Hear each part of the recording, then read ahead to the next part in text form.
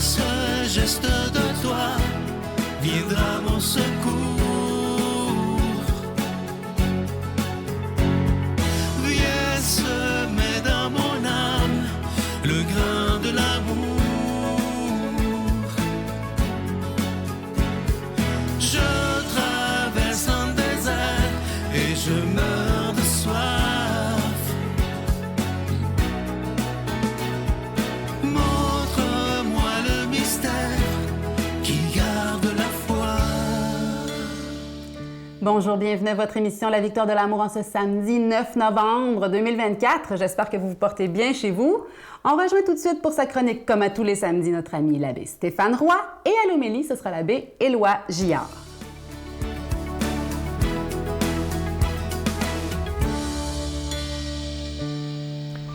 Bonjour à toi, bon samedi, bienvenue à cette chronique sur les chemins du cœur. Au courant de l'été, on a fêté Saint Charbel. Saint Charbel, c'est un saint très populaire à l'heure actuelle dans la piété, mais c'est surtout un saint qui est très aimé au Liban, parce que c'est un Libanais, c'était un moine maronite, et lorsqu'on a célébré sa fête, dans un livre de pensée, eh bien, j'ai trouvé, petite citation, « Aimez, EZ, pour vous sanctifier ». C'est un conseil, on n'a pas beaucoup, on n'a pas d'écrit de Saint Charbel, mais les paroles qu'il pouvait donner, avoir dit, parce que c'est un ermite, donc on les a récupérées après sa mort. Et il y a cette phrase, « Aimez pour vous sanctifier ».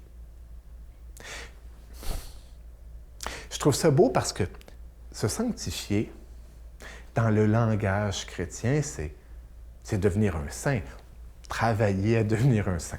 Bon, honnêtement, on pourrait parler pendant des heures au sujet de est-ce qu'on a à travailler pour devenir un saint, ou c'est Dieu qui fait qu'on devient des saints. Je pense qu'on a à l'aider Dieu, puis en même temps, se laisser modeler aussi par Dieu.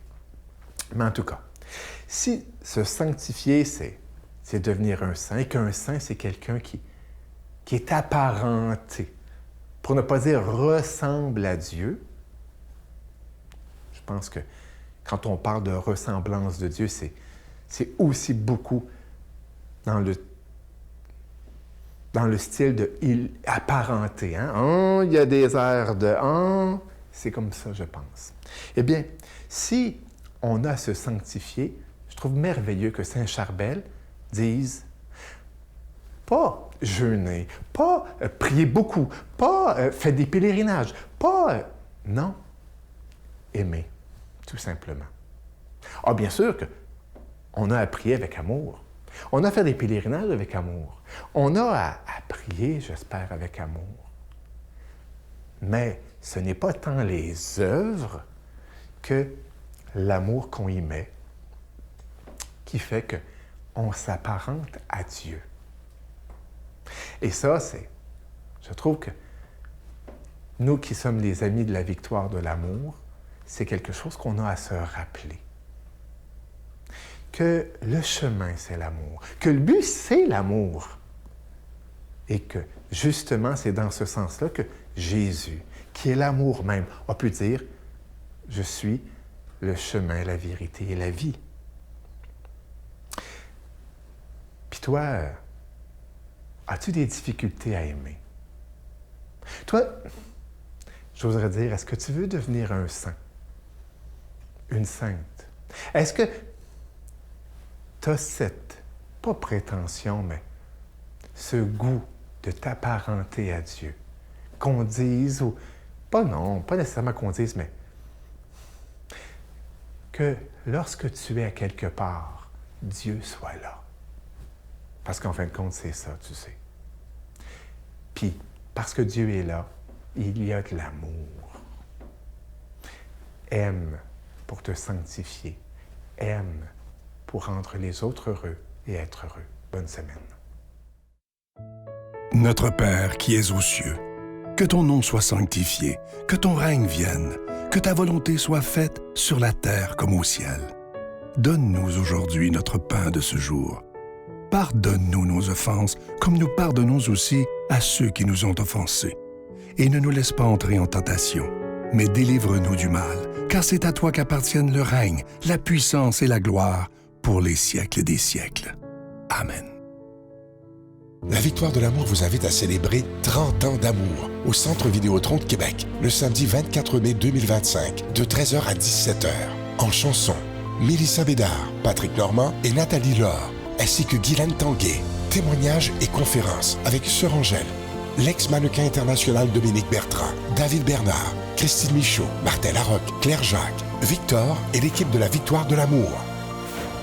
Billets en vente maintenant sur lavictoiredelamour.org.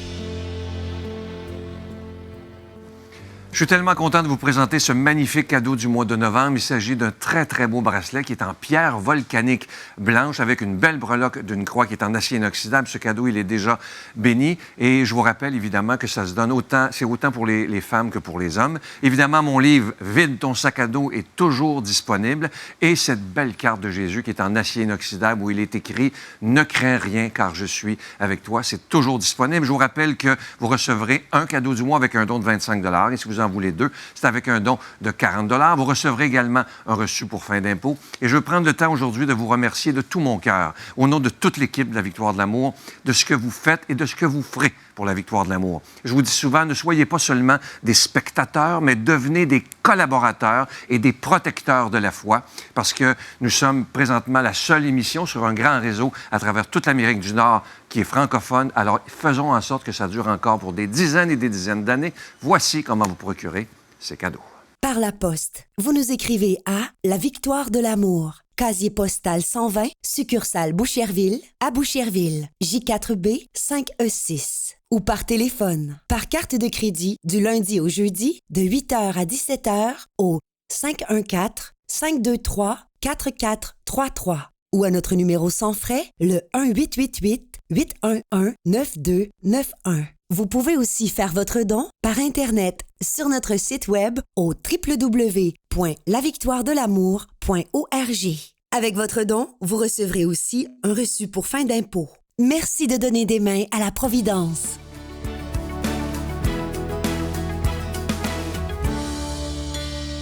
Mon Dieu, donnez-moi la sérénité d'accepter les choses que je ne peux changer, le courage de changer les choses que je peux et la sagesse d'en connaître la différence. Amen.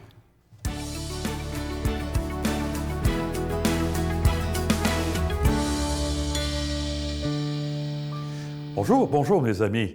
J'espère que vous allez bien. Hey, 9 novembre. Oh là là là là, le mois de novembre. Êtes-vous comme moi? C'est un des mois les plus longs de l'année. Un mois entre deux. Le mois des morts, comme on disait. Hein?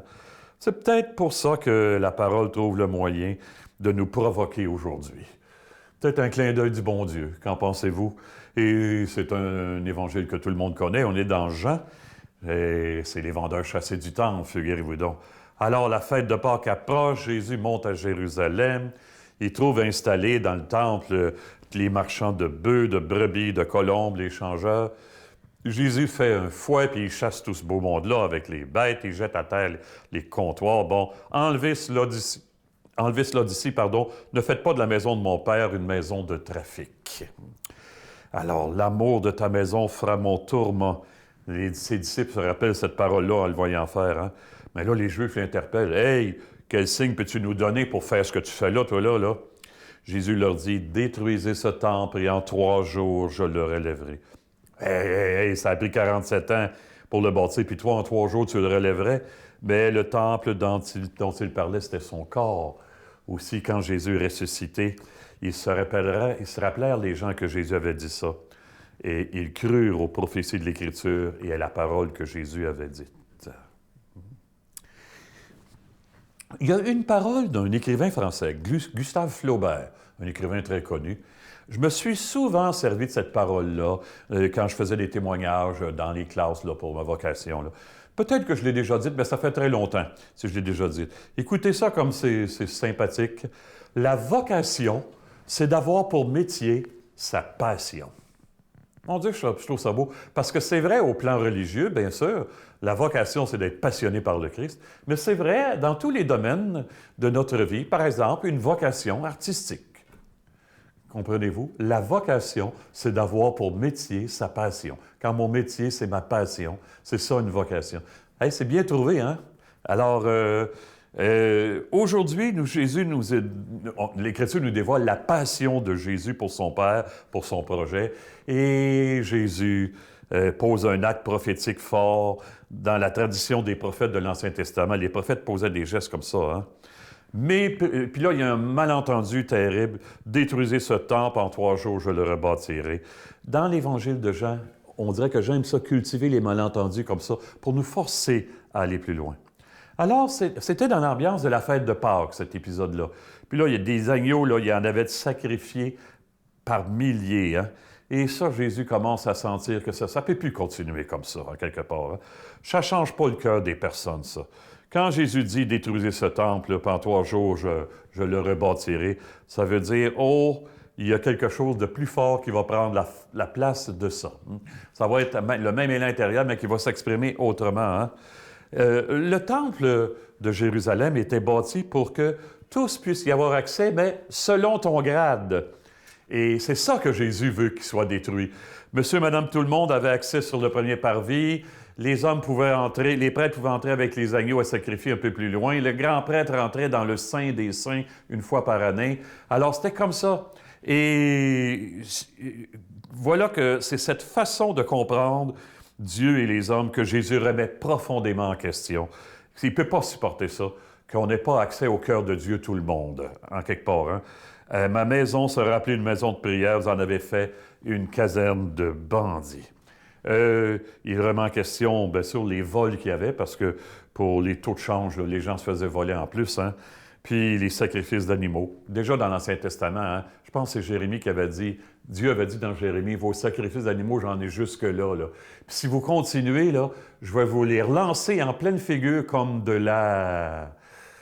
Vous devinez ce que je veux dire. Hein? Bon, voilà. Alors, la passion jalouse de la maison de Dieu. Hey, je pense à Martin Luther King qui disait « Jésus n'était-il pas un extrémiste de l'amour? Amos, un extrémiste de la justice? Paul, un extrémiste de l'Évangile? » La question n'est pas de savoir si nous sommes des extrémistes, mais de quelle sorte voulons-nous être des extrémistes de la haine ou de l'amour, du don de soi, qui change tout, qui ouvre tout? C'est en ce sens-là que Jésus vient nous bénir ce matin encore une fois. Réfléchissons-y, et c'est le Père, le Fils et l'Esprit qui nous y invitent. Bonne vie, à bientôt tout le monde. Je vous salue Marie, pleine de grâce. Le Seigneur est avec vous. Vous êtes bénie entre toutes les femmes, et Jésus, le fruit de vos entrailles, est béni. Sainte Marie, Mère de Dieu, priez pour nous pécheurs, maintenant et à l'heure de notre mort. Amen.